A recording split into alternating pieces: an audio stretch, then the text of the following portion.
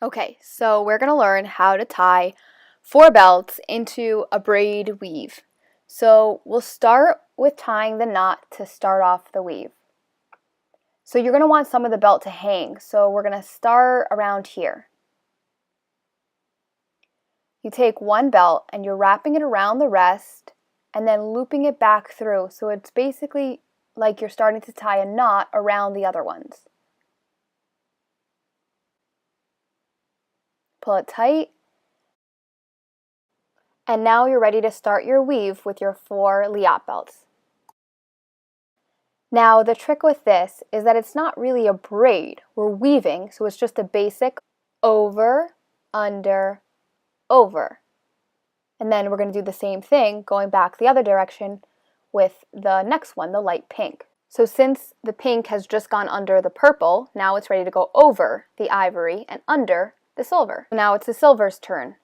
It just went over the pink, so now it's going to go under the ivory and over the purple. And then since it just went over the purple, it's the purple's turn to go back. Over, under. And now the pink. Under, over. And now the silver. Over, under. Purple, under, over. And so on again and again. Okay, so let's just look at this again from a different view. So we just finished the purple, we're doing the pink. So now the pink just went over the silver. So now it's the silver's turn. It's going over and under.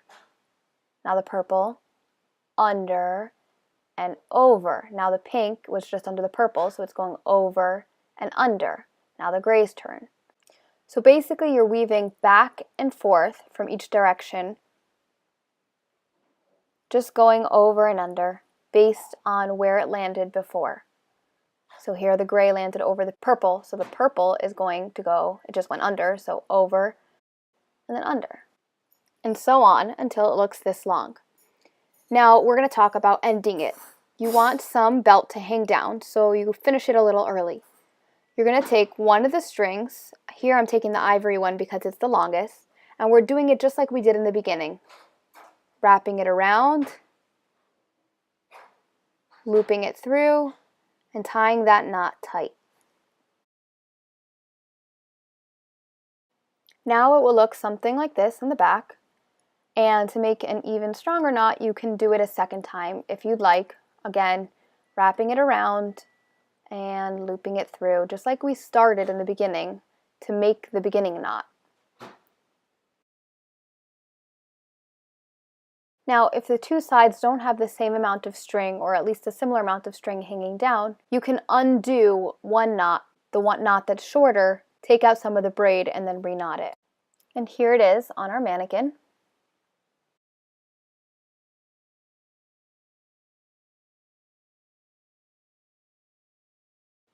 So if you want to only use 2 belts, but still make a 4-braider, split them in half, and then make a loop at the middle, and then you start your weave.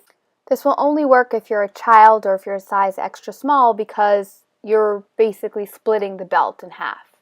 We're specifically doing a loop because we'll use that loop to close the belt on the body later on. Now weave until we finish. Now you're going to want to end a little early so you'll have some string hanging down. And we're going to end it the same way we did the other ones by making a knot using 1 Liat belt.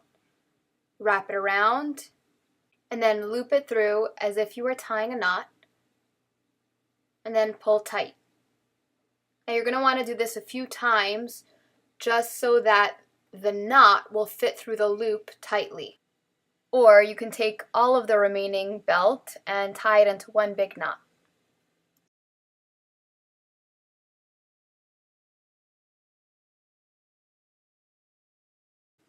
Okay, so I have the loop positioned on one side and the knot on the other.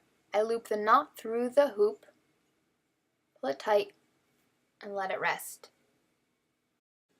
Another way to tie it is to take out that second big knot you made, so you've just got one knot, then split the belts in half, loop half of them through the loop, and then tie the 2 with the other 2, and then pull tight and let it lay flat. And here's what it looks like in the front. And that was just out of 2 belts. Now we can apply these same principles to any amount of belts, whether it's 5, 6, 7, 8, 9, 10, it doesn't matter. It's just weaving over, under, over, under. Here I have 5. 1, 2, 3, 4, 5. So I started this off the same, tied a knot at the beginning, and then started weaving back and forth. So I just finished the silver, and now I'm up to the maroon. The maroon has technically just gone over the silver, so now it's ready to go underneath. Under, over, and then under. And then now it's the green's turn. Under, over, and then under the silver, and now it's the silver's turn. If you look closely, you'll notice that the tan and the navy go straight down. They don't seem to be twisting that much, and that's because this is a weave. It's not really a traditional braid. If it was a braid, a 5-braider, it would have been curled. The belt would have been rounded and skinnier. So I like to do the weave so that I get this thicker looking belt that has a nice pattern to it.